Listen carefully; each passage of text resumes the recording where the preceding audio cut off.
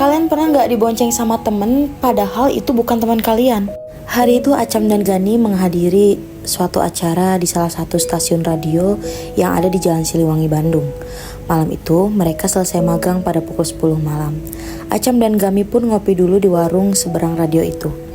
Mantap Cam, tadi kamu siaran keren banget tuh, udah makin lancar aja nih, komentar Gani kepada Acam. Ah masih grogi kok Gan, tiap mau siaran pasti aja grogi, jawab Acam kepada temannya. Biasa kali Cam kalau grogi begitu, aku juga pernah tanya sama yang senior, kalau mau siaran ya pasti grogi, seru Gani lagi. Ya mudah-mudahan sih makin lama makin lancar ya, jawab Acam kembali. Cam, kita mau cabut sekarang nih, aku ke dalam dulu ya, sakit perut nih, mules, ujar Gani kepada Acam.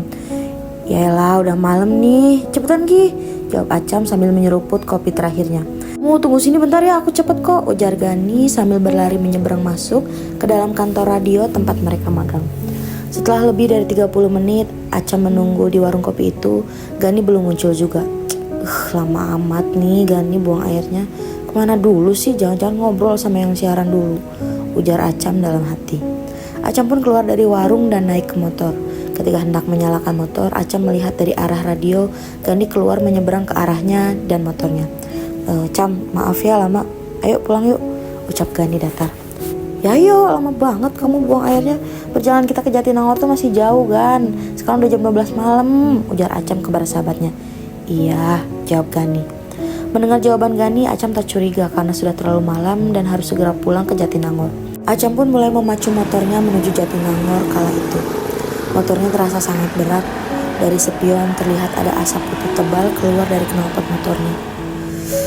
Kenapa lagi sini motor, tadi berangkat gak ada apa-apa, ujar Acam. Baru berjalan beberapa meter dari warung kopi, motornya pun mogok. Acam pun menempelkan motornya di sisi jalan, sebelah sungai besar yang bunyi airnya terdengar sangat deras dan keras. Duh kenapa ini ya Gan? Kenapa ini ya? Tahu gak Gan? Kenapa? Tanya Acam kepada Gani. Gak tahu Cam, kita dorong aja ke depan, jawab Gani kepada Acam. Acam pun mencoba mengecek mesin dan bensinnya. Ia mengira bensinnya habis karena jarum penunjuk bensin pada motornya telah rusak lama. Gan, kayaknya habis deh bensinnya, soalnya kan jarum bensin motorku rusak. Aku lupa isi, pom bensin di mana ya Gan? Tanya Acam. Ada Cam di Dago, jawab Gani dengan sangat datar. Aduh lumayan jauh ya kalau kita dorong. Kamu mau gak jalan untuk beli bensin pakai plastik? Dan aku biar dorong motor pelan-pelan ke tujuan yang sama biar lebih cepet aja gitu. Boleh, jawab Gani. Ia pun langsung berjalan meninggalkan Acam yang mencoba mendorong motornya. Acam tidak peduli dan tetap mendorong motornya dengan tergopoh-gopoh. Karena setelah melewati sungai tadi, tanjakan curam siap menyambut Acam dan motornya.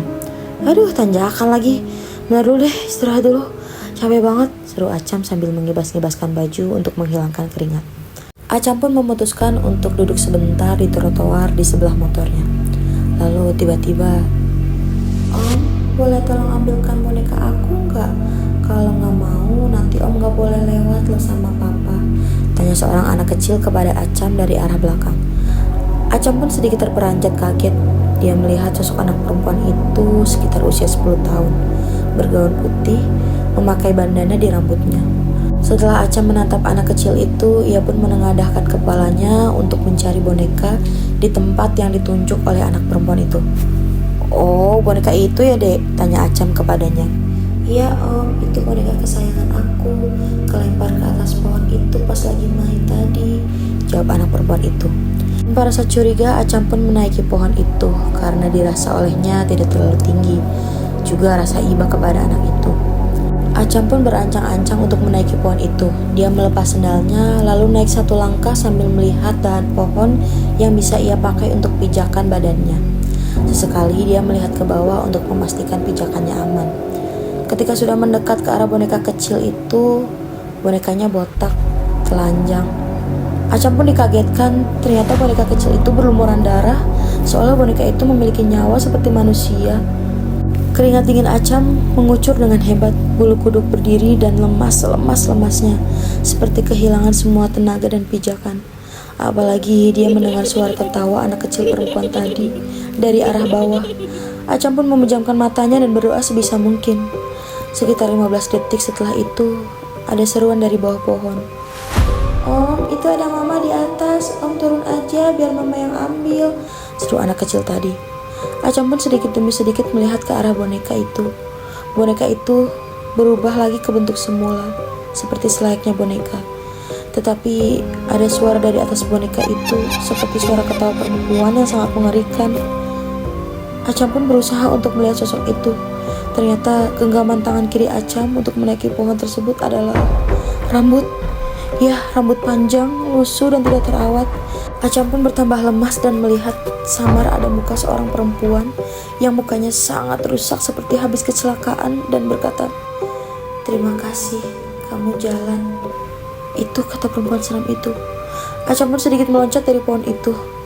Di benaknya ia berpikir akan lari ke radio di mana ia magang. Dia mencoba naik ke motornya dan dilihatnya sosok anak itu sudah tidak ada.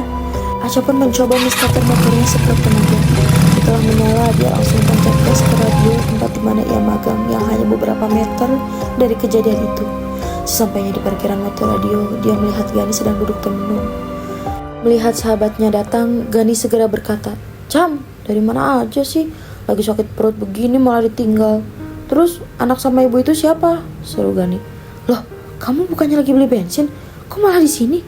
Ibu anak yang mana?" jawab Acan heran dan masih sangat ketakutan. "Bensin? Kan tadi lagi ngopi, kenapa aku yang beli bensin? Aku keluar lihat kamu bonceng anak sama ibu. Terus kenapa muka kamu begitu?" tanya Gani kepada Acam. Acam pun menceritakan semua kejadian yang ia alami tadi. Dan Gani serta penyiar radio lain itu mendengar semua cerita Acam. Cam, kealaman juga. Di sini banyak cerita tahu. Katanya ada arwah anak kecil sama ibunya korban tabrak lari dulu. Anak kecil itu bawa boneka," cerita senior radio itu kepada Acam.